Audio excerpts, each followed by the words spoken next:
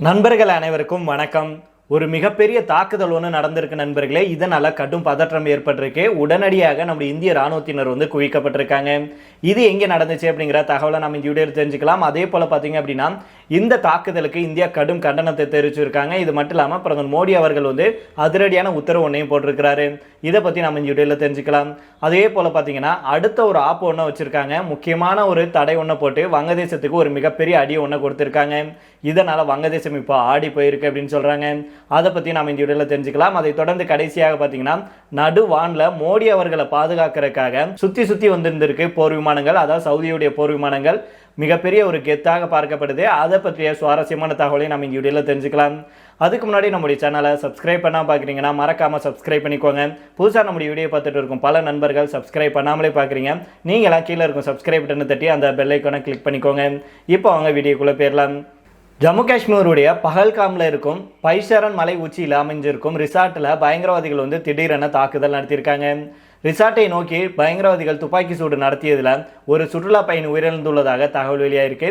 மேலும் 7 பேர் காயமடைஞ்சிருக்காங்க. காஷ்மீரில் சிறப்பு அந்தஸ்து ரத்து செய்யப்பட்டவுடன் அங்கு சுற்றுலா பயணிகளுடைய எண்ணிக்கை அதிகரிச்சுட்டு வருது. பல்வேறு மாநிலங்களைச் சேர்ந்தவர்களும் காஷ்மீருக்கு சுற்றுலா போயிட்டு வர்றாங்க. அதே நேரம் வெளி மாநிலங்களிலிருந்து வருவரை குறி வச்சு நடத்தப்படும் தாக்குதல்களும் அதிகரிச்சிருக்கு. அதாவது காஷ்மீரில் இருக்கும் புலம்பெயர்ந்த தொழிலாளர்கள், சுற்றுலா பயணிகள் ஆகியோரை குறி வச்சு நடத்தப்படும் தாக்குதல் சம்பவங்கள் அங்கு தொடர்ந்து அதிகரிச்சுட்டு வருது. அப்படி ஒரு மோசமான தாக்குதல் தான் இப்போது காஷ்மீரில் மீண்டும் நடந்திருக்கு. ஜம்மு காஷ்மீருடைய பஹல்காமில் இருக்கும் பைசரன் மலைக்கு ட்ரெக்கிங் சென்ற சுற்றுலா பயணிகள் மேலே தான் இந்த துப்பாக்கி சூடு தாக்குதல் நடந்திருக்கு. பயங்கரவாதிகளுடைய துப்பாக்கி சூட்டில் ஒரு சுற்றுலா பயணி கொல்லப்பட்டிருக்கிறாரு. மேலும் 7 பேர் காயமடைஞ்சிருக்காங்க. மலையேற்றத்திற்காக சென்ற சுற்றுலா பயணிகள் மீது அடையாளம் தெரியாத தீவிரவாதிகள் துப்பாக்கி சூடு நடத்தியதாக தெரிய வந்திருக்கு. பஹல்காமுடைய பைசரன் பள்ளத்தாக்கின் மேலே இருக்கும் புல்வெளிகளில் இந்த துப்பாக்கி சூடு நடந்திருக்கு. அந்த பகுதிக்கு நடந்து அல்லது குதிரை மீது ஏறி மட்டும்தான் செல்ல முடியும். இந்த நிலையில தான் மறைந்திருந்த பயங்கரவாதிகள் சுற்றுலா பயணிகள் வரும் வரைக்கும் காத்திருந்து தாக்குதல் நடத்தியிருக்காங்க. அதாவது இது முன்கூட்டியே திட்டமிடப்பட்ட தாக்குதல் அப்படின்னு போலீசார் சந்தேகப்படுறாங்க. இந்த தாக்குதல் இன்னைக்கு பிற்பகல் 2:30 மணிக்கு நடந்ததாக ஜம்மு காஷ்மீருடைய காவல்துறை தெரிவிச்சிருக்கு. துப்பாக்கி சூட்டை தொடர்ந்து பஹல்காமில் பாதுகாப்பு பலப்படுத்தப்பட்டிருக்கு. மேலும் அங்கே இராணுவத்தினர் குவிக்கப்பட்டிருக்காங்க. அந்த பகுதியை சுற்றி பாதுகாப்பு படைகள் அனுப்பப்பட்டிருக்கு. பைசரன் புல்வெளிகளில் குதிரை சவாரி செய்து கொண்டிருந்த சுற்றுலா பயணிகள் மேலே 2 முதல் 3 தீவிரவாதிகள் தாக்குதல் நடத்தியதாக அதிகாரிகள் சொல்கிறாங்க. தாக்குதல் நடந்த பாதையை வாகனம் மூலம் அணுக முடியாது அப்படிங்கிறதுனால பயங்கரவாதிகள் அங்கு வேறு பொறிகளை அமைத்து இருக்கலாம். அப்படிங்கிறதுனால நம்முடைய பாதுகாப்பு படைகள் கவனமாக அந்த இடத்தை அணுகிட்டு வர்றாங்க அப்படின்னு சொல்லப்படுது. மேலும் இந்த தாக்குதலில் ஒருத்தர் உயிரிழந்தாங்க அப்படின்னு சொன்னோம் இல்லையா, அதை தொடர்ந்தே பார்த்தீங்கன்னா 6 பேர் மிகப்பெரிய அளவில் காயமடைஞ்சிருக்காங்க அப்படின்னும், இதில் 2 பேர் பார்த்தீங்கன்னா கவலைக்கிடமாக இருக்காங்க அப்படிங்கிற அண்மை செய்தி நமக்கு கிடைச்சிருக்கு. காஷ்மீரில் பார்த்தீங்கன்னா தற்போது தான் அதிகம் பேர் சுற்றுலா வர்றாங்க. இதனால் பயங்கரவாதிகள் தாக்குதல் நடத்தி இதை கெடுக்க முயற்சி செஞ்சுருக்காங்க அப்படின்னு நம்முடைய பாதுகாப்பு படையினர் தெரிவிச்சிருக்காங்க. அதாவது சமீபத்தில் கூட பார்த்தோம்னா பாகிஸ்தானுடைய ராணுவ தலைவர் இந்தியாவும் பாகிஸ்தானும் முற்றிலும் வேறுபட்டவை அப்படின்னு சொல்லியிருந்தாரு. இதை தொடர்ந்து தான் ஜம்மு மற்றும் காஷ்மீரில் பாதுகாப்பு உஷார் நிலையில் வைக்கப்பட்டிருந்துச்சு. அதை மீறி இப்போ ஒரு தாக்குதல் நடந்திருக்கிறது. இந்தியாவை இப்போ புரட்டி போட்டிருக்கு அப்படின்னு தான் நம்ம சொல்லணும். அதுவும் சுற்றுலா பயணிகள் மேலே ஒரு தாக்குதல் நடந்திருக்கிறது அப்படிங்கிறது திட்டமிடப்பட்ட ஒரு சதி வேலை அப்படின்னே சொல்கிறாங்க. இந்த தாக்குதல் சம்பவத்துக்கு நம்முடைய இந்திய அதிகாரிகள் உள்பட பிரதமர் மோடி அவர்கள் உள்பட கடுமையான எதிர்ப்பையும் இரங்கலையும் தெரிவிச்சிருக்காங்க. இந்த தாக்குதல் சம்பவம் குறித்து விவரம் தெரிஞ்சதுமே நம்முடைய பிரதமர் மோடி அவர்கள் பார்த்தீங்கன்னா இப்போ சவுதியில் இருக்காங்க. அங்கே இருக்கும் பிரதமர் மோடி அவர்கள் நம்முடைய உள்துறை அமைச்சர் அமித்ஷா இருக்கார் இல்லையா, அவரை தொலைபேசியில் தொடர்பு கொண்டு என்ன நடந்துச்சு அப்படின்னு கேட்டறிஞ்சிருக்கிறாரு. மேலும் அனைத்து நடவடிக்கைகளையும் உடனடியாக எடுக்கணும் அப்படின்னும், மேலும் நம்முடைய பிரதமர் மோடி அவர்கள் என்ன உத்தரவு போட்டிருக்கிறாருன்னா, நம்முடைய உள்துறை அமைச்சர் அமித்ஷா இருக்கார் இல்லையா, அவரை உடனடியாக நீங்கள் சம்பவம் நடந்த இடத்துக்கு போய் பார்க்கணும் அப்படின்னு சொல்லி ஒரு ஆர்டர் ஒன்று போட்டிருக்கிறாரு. இது மட்டும் இல்லாமல் இந்த பயங்கரவாத தாக்குதலை தொடர்ந்து அமித்ஷா அவர்கள் உயர்மட்ட கூட்டத்துக்கு அழைப்பு ஒன்று விடுத்திருக்கிறாரு. இந்த கூட்டத்தில் உள்துறை செயலாளர், புலனாய்வு பிரிவு மற்றும் உள்துறை அமைச்சகத்துடைய மூத்த அதிகாரிகள் கலந்து கொள்றாங்க. டிஜிபி உள்பட ஜம்மு காஷ்மீருடைய அதிகாரிகள் மெய்நிகர் வழியில் இந்த கூட்டத்தில் கலந்து கொள்றாங்க அப்படின்னு சொல்லப்படுது. பிரதமர் மோடி அவர்கள் சவுதியில் இருந்தாலும் நம்முடைய நாட்டில் நடக்கும் இந்த ஒரு மிகப்பெரிய தாக்குதல் சம்பவத்துக்கு வருத்தத்தையும், இது மட்டும் இல்லாமல் உடனடியாக அது என்ன ஏதுன்னு பார்த்து அந்த தாக்குதல் இனிமேல் நடக்காமல் பார்த்துக்கணும் அப்படின்னு அதிரடியான உத்தரவு போட்டிருக்கிறாரு. அதனால் இப்போ இராணுவத்தினர் குவிக்கப்பட்டுட்டு வர்றாங்க. இது ஒரு மிகப்பெரிய ஒரு பதற்றமான செய்தியாக தான் இருக்குது நண்பர்களே.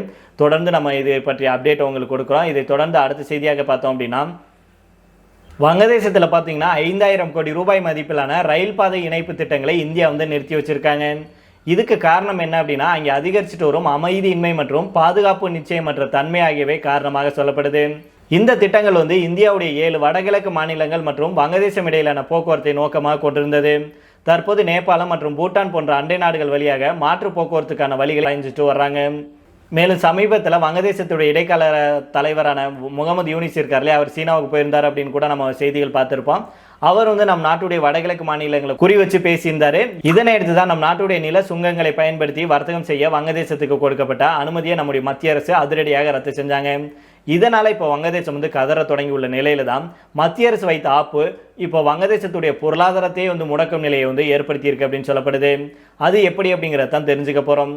அதாவது வங்கதேசத்தை எடுத்துக்கிட்டோம் அப்படின்னா இங்கே ஜவுளித்துறை தான் முக்கிய வர்த்தகமாக இருக்கு. இதுதான் வங்கதேசத்துடைய முதுகெலும்பு அப்படின்னு கூட சொல்லலாம். இன்னும் நம்ம சொல்ல போனோம்னா வங்கதேசத்திலிருந்து பிற நாடுகளுக்கு ஏற்றுமதியாகும் பொருட்களில் ஜவுளிகள் தான் அதிகம். அதாவது ஏற்றுமதியாகும் பொருட்களில் 85% ஜவுளிகள் தான். இது அந்த நாட்டுடைய ஜிடிபியில் 13% இருக்கு. மொத்தம் 40 லட்சம் மக்கள் இந்த ஜவுளித்துறையை நம்பி தான் இருக்காங்க. குறிப்பாக ஏராளமான பெண்கள் வந்து இந்த துறையில் பணியாற்றிட்டு வர்றாங்க. இப்போது நம் நாட்டுடைய விமான நிலையம், துறைமுகம் உள்ளிட்டவற்றை பயன்படுத்த வங்கதேசத்துக்கு வந்து அனுமதி ரத்து செய்யப்பட்டிருக்கு. இதனால் அந்த நாட்டுடைய ஏற்றுமதி அப்படிங்கிறது பாதிக்கப்பட இருக்கு. ஏற்கனவே கடந்த ஆண்டு நடந்த வன்முறையில் ஜவுளி உற்பத்தி பெரிதும் பாதிக்கப்பட்டிருக்கு. இப்போது நம் நாட்டுடைய அதிரடினால இன்னும் அந்த நாட்டுடைய ஜவுளி ஏற்றுமதி பாதிக்கப்பட இருக்கு. வங்கதேசத்திலிருந்து இந்தியா வழியாக ஐக்கிய அரபு எமிரேட்ஸ், பிரிட்டன், அமெரிக்கா, பிரான்ஸ் உள்ளிட்ட நாடுகளுக்கும் பக்கத்தில் இருக்கும் மியான்மர், நேபாள் உள்ளிட்ட நாடுகளுக்கும் பொருட்கள் வந்து அனுப்பி வைக்கப்பட்டிருக்கு. இப்போது இந்த நாடுகளுக்கு பொருட்களை அனுப்ப வங்கதேசம் மாற்று வழியை தேடிட்டு வர்றாங்க. வங்கதேச துறைமுகம் மற்றும் விமானத்திலிருந்து பொருட்களை அனுப்புவதில் பெரும் சிக்கல் வந்து இருக்கு. ஏன் அப்படின்னா வங்கதேசத்தின் துறைமுகம் மற்றும் விமான நிலையங்களில் அதிகமான பொருட்கள் வந்து ஏற்றுமதி செய்வதற்கான வசதிகள் இல்லை. இது மட்டும் இல்லாமல் ஒரு பொருளை கொல்கத்தாவில் உள்ள துறைமுகத்திலிருந்து வெளிநாடுகளுக்கு ஏற்றுமதி செய்ய வேண்டும் அப்படின்னா கிலோவுக்கு $2 முதல் $2.5 வரைக்கும் செலவாகும். அதே வேளையில் வங்கதேசத்திலிருந்து கப்பல் மூலம் ஏற்றுமதி செய்யும் பட்சத்தில் ஒரு கிலோவுக்கு $5 $6 வரைக்கும் செலவாகும். இது ஏற்றுமதியாளர்களை வெகுவாக பாதிக்கும். இதனால் பொருட்களுடைய விலையை வெளிநாடுகளில் உயர்த்தி விற்பனை செய்ய வேண்டியிருக்கும். இதனால் அங்குள்ள மக்கள் வந்து வேற நாடுகளுடைய பொருட்களை வாங்க நினைப்பாங்க. இதனால் தற்போது இந்தியாவுடைய நடவடிக்கை அப்படிங்கிறது மொத்த வங்கதேசத்துடைய பொருளாதாரத்தையும் முடக்கும் வகையில் இருக்கு. கொரோனா காலத்தில் பல நாடுகளுடைய வர்த்தகங்கள் வந்து பாதிக்கப்பட்டுச்சு. அப்போது வங்கதேசமும் பெரும் பாதிப்பை சந்திச்சிச்சு.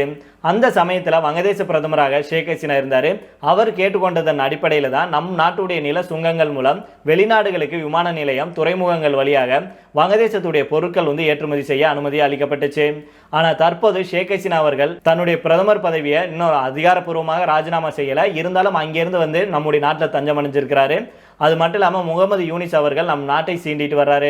இப்படிப்பட்ட சூழலில் தான் நம் நாட்டின் நில சுங்கங்கள் மூலம் விமான நிலையம், துறைமுகம் உள்ளிட்டவற்றை வங்கதேசம் பயன்படுத்துறதுக்கு உடனடியாக தடையை போட்டு அனுமதியை வந்து ரத்து செஞ்சுருக்காங்க. இதனால் வங்கதேசம் ஒரு மிகப்பெரிய அளவில் அடி வாங்கும் அப்படின்னே சொல்கிறாங்க. அதனால் பொறுத்திருந்து பார்ப்போம். இதை தொடர்ந்து கடைசியாக பார்த்தோம் அப்படின்னா சவுதி அரேபியாவுக்கு பிரதமர் மோடி அவர்கள் சென்றுள்ள நிலையில தான் அவருக்கு சவுதி அரசாங்கம் மிக சிறப்பான வரவேற்பு வந்து கொடுத்திருக்கு. சவுதி அரேபியாவுடைய ராயல் ஏர்ஃபோர்ஸுடைய போர் விமானங்கள் பிரதமர் நரேந்திர மோடி அவர்களுடைய விமானத்துக்கு பாதுகாப்பு வழங்க மற்றும் மரியாதை செலுத்துவதற்காக அவருடைய விமானத்தின் முன்னும் பின்னும் அணிவகுத்து சுற்றியபடி வந்திருக்கு. பாதுகாப்பு மற்றும் மரியாதைக்காக கொடுக்கப்படும் ஃபார்மேஷனில் விமானங்கள் அணிவகுத்து வந்தது. சவுதி அரேபியாவுடைய வான்வெளிக்குள்ள நுழைஞ்ச போது மோடி அவர்களுடைய விமானத்துக்கு உடனடியாக இந்த பாதுகாப்பு வந்து வழங்கப்பட்டுச்சு. ராயல் பாதுகாப்பு இந்தியாவுக்கு ஒரு பக்கம் பெருமை. அதே போல பிரதமர் மோடியை பாதுகாக்க வேண்டிய கடமை சவுதிக்கு இருக்கு. அருகில் இருக்கும் வேறு சில மத்திய கிழக்கு நாடுகளுக்கு எதிரான நிலைப்பாடுகளை இந்தியா வந்து எடுத்திருக்காங்க. அங்கே பல நாடுகளில் சிறிய பெரிய அளவிலான போர்கள் நடந்துட்டு வருது. போராளி அமைப்புகள், தீவிரவாத அமைப்புகள் கூட அந்த பகுதிகளில் இருக்காங்க. இது போன்ற பிரச்சனைகளிலிருந்து பிரதமர் மோடி அவர்களை பாதுகாக்கும் விதமாக 15 ராயல் விமானங்கள் அணிவகுத்து வந்தது. ராக்கெட் லாஞ்சர்களுடன் அதே சமயம் ராயல் வசதிகளுடன் இந்த விமானங்கள் வலம் வரக்கூடியவை. இந்த விமானங்கள் இந்திய நாட்டு பிரதமருக்கு சிறப்பு கான்வாய் அணிவகுப்பு தருவது இந்தியாவுக்கு தான் பெருமை அப்படின்னு சொல்லணும். பிரதமர் மோடி அவர்கள் 2 நாள் பயணமாக சவுதி அரேபியா போயிருக்காங்க. டெல்லியிலிருந்து ஜெட்டாவிற்கு புறப்படுறதுக்கு முன்னாடி பிரதமர் மோடி அவர்கள் சவுதி அரேபியாவுடனான இந்தியாவின் நீண்ட மற்றும் வரலாற்று உறவுகளை இந்தியா வந்து ஆழமாக மதிக்கிறது. சமீபத்திய ஆண்டுகளில் இருவருடைய உறவு புதிய உச்சம் தொற்றிருக்கு. 2 நாடுகள் மேலும் நெருக்கமாகி இருக்காங்க. 2 நாட்டு உறவு ஆழத்தையும் வேகத்தையும் பெற்றுள்ளதாக பிரதமர் மோடி அவர்கள் சொன்னாங்க. சவுதி அரேபியாவுடைய பட்டத்து இளவரசர் முகமது பின் சல்மானுடைய அழைப்பின் பேரில் சவுதிக்கு பிரதமர் மோடி அவர்கள் செல்றாங்க. தன்னுடைய 2 நாள் பயணத்துக்கு முன்னதாக அவர் புறப்படும் அறிக்கையில் 2 நாடுகளும் பாதுகாப்பு, வர்த்தகம், முதலீடு, எரிசக்தி மற்றும் மக்களுக்கு இடையிலான உறவுகள் உட்பட பல விஷயங்கள்ல நெருக்கமாகி இருக்கும். பரஸ்பர நம்பிக்கை மற்றும் கணிசமான பலன்களை மனதில் வச்சு இந்த கூட்டணி உருவாக்கப்பட்டிருக்கு அப்படின்னு சொல்லியிருந்தாரு. பிரதமர் மோடி அவர்களுடைய சவுதி அரேபியா பயணத்தின் போது 2 நாடுகளும் குறைஞ்சது 6 புரிந்துணர்வு ஒப்பந்தங்கள்ல கையெழுத்திட இருக்காங்க.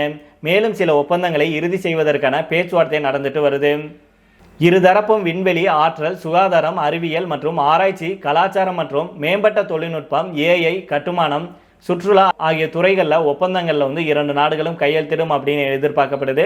முக்கியமாக இந்தியாவுடைய பிராந்திய பாதுகாப்பு, அதிலேயும் பாகிஸ்தானுடனான உரசல், சர்வதேச அரசியல், இஸ்ரேல் பாலஸ்தீன போர் உள்ளிட்ட பல விஷயங்கள் பற்றியும் இதில் பேசுறதுக்கு வாய்ப்பு இருப்பதாக சொல்லப்படுது.